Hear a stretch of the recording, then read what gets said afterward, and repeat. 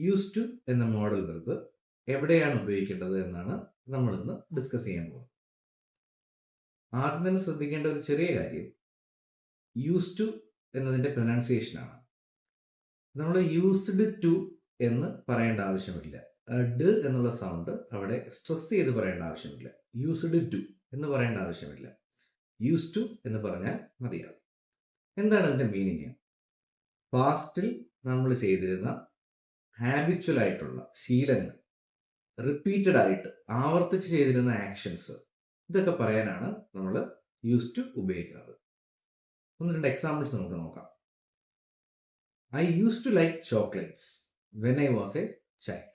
ഒരു കുട്ടിയായിരുന്ന സമയത്ത് എനിക്ക് ചോക്ലേറ്റ്സ് വളരെ ഇഷ്ടമായി. ഇപ്പോൾ അത്ര ഇഷ്ടമല്ല എന്നാണ് അതിന്റെ അർത്ഥം. I use to read a lot of books. I don't read much these days. ഞാൻ ഒരുപാട് ബുക്ക് പതിവായിട്ട് വായിക്കുമായിരുന്നു. ഒരുപാട് ബുക്കുകൾ വായിക്കുന്ന ഒരാളായിരുന്നു. എന്നാൽ ഇപ്പം അധികം ബുക്കുകൾ വായിക്കാറില്ല. പാസ്റ്റിലെ ഒരു ആക്ഷൻ ആയിരുന്നു. ഇപ്പം ഞാനത് കണ്ടിന്യൂ ചെയ്യുന്നില്ല എന്നാണ് അതിന്റെ മീനിങ്.